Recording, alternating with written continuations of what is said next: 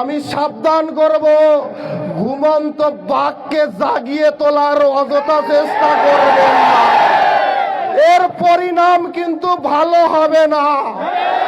কারণ আজকের গত রাতের এক মেসেজে যদি এত লোক একত্র হতে পারে, তাহলে আমি যদি 2 দিন আগের প্রোগ্রাম দেই, তাহলে কিন্তু পালানোর পথ খুঁজে পাবেন না, পালানোর পথ খুঁজে পাবেন না।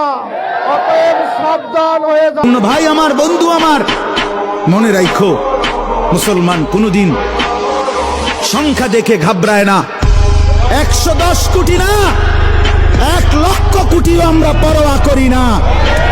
আমাদের আসমানওয়ালা আছে, আমাদের আল্লাহু আকবার, আমাদের আল্লাহ বড়, আল্লাহ বড়, আল্লাহ বড়।